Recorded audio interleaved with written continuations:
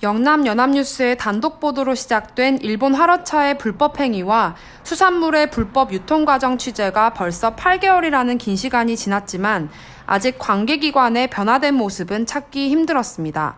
그러던 중 지난 10월 2일 일본 하러차와 밀접한 관계가 있다는 김모 씨가 당사로 만남을 요구해 왔습니다. 지난 2006년 노무현 전 대통령이 해수부 장관직에 있을 당시 일본과 해양 관련 협정의 자문을 맡았었다고 밝힌 김모 씨는 당사 취재진에게 현재 일본 하러차와 수산물 수입에 관해 자세한 이야기를 들려줬습니다. 먼저 2006년 당시 국내 차량 수준에 관한 이야기였는데요. 즉 매연기간과 성능으로는 일본 내 운행은 불가능했다라는 이야기였습니다. 현재 국내 차량의 성능으로는 충분히 운행이 가능하지만 일본의 차량 검사 통과는 서류상으로 불가능하다고 밝혔습니다.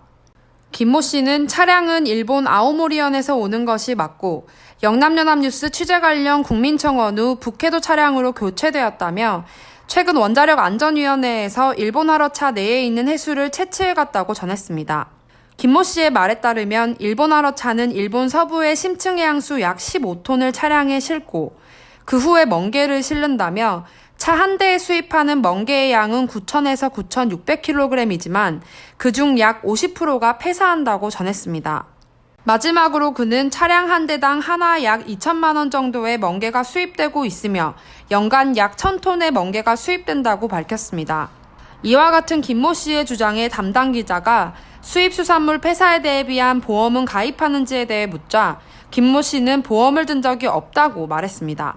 이에 담당 기자가 폐사량이 매번 그렇게 많은데 왜 보험도 없이 수입을 하는지에 대해 질문하자 김모 씨는 고객과의 신의 때문에 지속한다라는 애매한 답변을 늘어놨습니다. 이어 담당 기자는 차량 중량이 25톤이라고 가정했을 때 심층해양수 15톤과 멍게 9톤을 실으면 최소 24톤이다.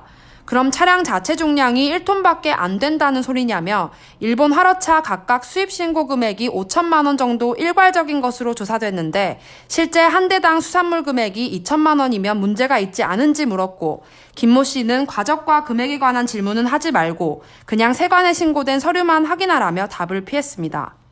만약 세관에 5천만 원을 신고하고 수입 실제 금액이 2천만 원이라면 외화 유출이 의심되는 상황입니다.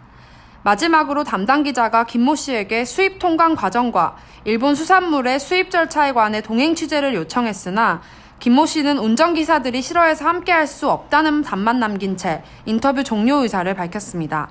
인터뷰 내용으로만 미루어 본다면 아직도 일본 하러차와 수입 수산물의 관리가 전혀 되고 있지 않다고 느껴집니다. 당사의 취재로 밝혀진 일본 하러차 국민청원의 답변이 한 달 연기되었다는 사실 알고 계실 겁니다. 정부가 더 신중한 답변을 하기 위해 한 달이 아닌 2달 동안 관계부처들의 머리를 모으고 있습니다. 과연 정부가 국민들이 이토록 걱정하는 일본 하러차와 수산물 수입에 관한 문제를 해결해 줄 수 있을지 많은 이들의 관심이 모아지고 있습니다.